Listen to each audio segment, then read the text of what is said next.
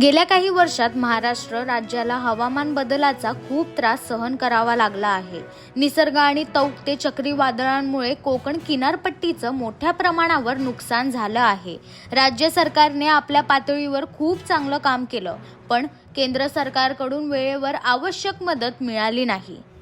खासदार अनिल देसाई यांचं संसदेत वक्तव्य. माननीय सदस्य श्री अनिल देसाई जी. Thank you, Chair Madam. Thank you, Chair Madam. The government has introduced the Disaster Management Amendment Bill 2024, and the same is being discussed and deliberated upon in the House. After the enactment of Disaster Management Act 2005, initially, it's now almost 2 decades have passed since we have made any amendment or changes in this act, which is now being considered. Despite the fact that the progress and the growth what we have seen in our economy, but we have also witnessed the weather events, the vagaries of nature, and also the way events have become unpredictable.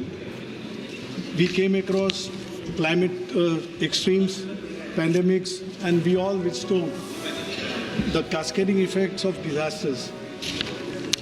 And therefore, the provisions under the Disaster Management Act 2005 needed to be amended by way of bringing in much required amendments in the existing robust framework of DM Act 2005. Disaster Management Amendment Bill 2024 emphasizes, basically it's a shift from reactive approach to the from going from reactive framework to we are emphasizing proactive approach. It is advancing from preparedness approach to a risk preventive approach. The proposed amendment bill seeks to enhance India's disaster management framework by establishing urban disaster management authorities, that is UDMA. It aims to empower national and state disaster management authorities, NDMA and ACMS.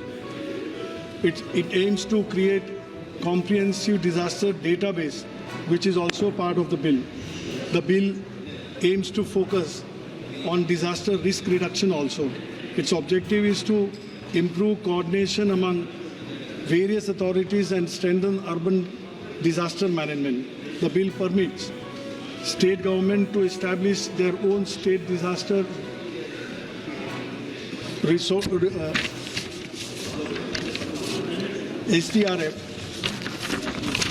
Madam, existing bodies such as National Crisis Management Committee, NCMC and High Level Committee will get statutory status, which will formalize their roles in managing national level disaster and overseeing financial assistance during emergencies.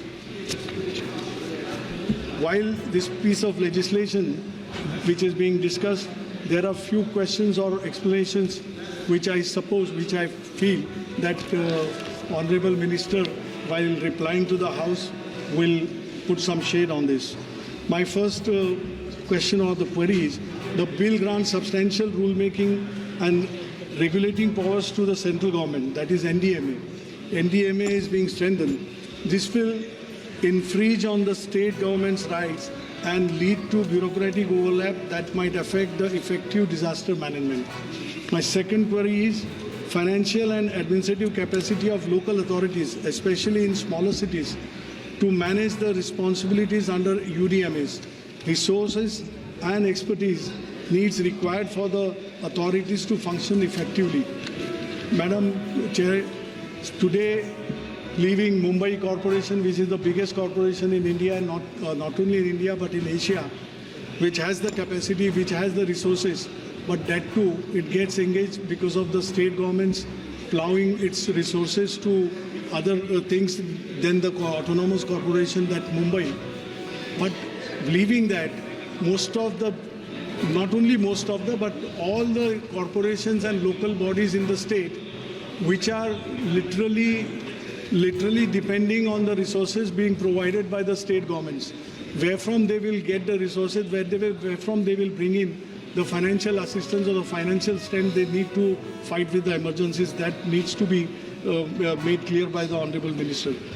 Thirdly, multiplicity of authorities, creation of new bodies like UDMAs along with formalization of existing committees will create mix-ups in decision-making process, ultimately defeating the purpose of emergencies, fighting of emergencies. This may result in the action during the emergencies. Fourth, the thing is penalties for non-compliance. The bill introduces penalty clause. Obstructing disaster, one who will obstruct the disaster management efforts will be penalized up to ₹10,000. There is no clear criteria for which penalties would come. That needs to be made clear in this, I think, in this bill. And now, Madam, I'll माननीय सदस्य please complete करिए. one or 2 points, only 2 points, because my state of Maharashtra has faced extremes of climate change extremes of climate change in the last few years. Cyclones like Nisarg or Tokte devastated the entire coastal belt lives in Konkan region in the year 21-22. The state government then did its best, but much needed relief which was expected to come from the central government didn't come on time, and that is the reason why coastal belt people suffered a lot. Similarly, grave damages done by the unseasonal rains and even flash floods that has caused tremendous sufferings to the farming fraternity, and at that point of time also NDRF relief was much expected, but it didn't come on time. So state had to weigh all the responsibilities on its shoulder, which was not sufficient to cope with the casualties or cope with the losses and damages which had happened. My next this thing is landslides which are taking place in the Western Ghat of Maharashtra, which has seen that villages and a lot of families losing their lives and the loss of property which took place. And exactly there, in time, whatever was needed to be done couldn't be done because central government, the teams which were supposed to visit them and provide relief at that point of time, we didn't come in time. And these are the things which really made people suffer. That should not happen. I think in the Disaster Management Act 2024, by way of amendments, the Honorable Minister would put some light on this, because basic thing is that only last point I'm making, that if state of Maharashtra, which is number one state in the entire country, if that suffers on these counts, we need to see that how we prevent. The prevention is to be seen, then mitigation and the relief which should come at a time. Now the relief is been made prominent and compensation word is being taken off. Now what is the difference between the compensation and relief? That also need to be elucidated by the Honorable Minister while replying. I think if these things are put in place, then Disaster Management Act Amendment Bill 2024 have its really it will be meaningful for the people of India. धन्यवाद माननीय सदस्य.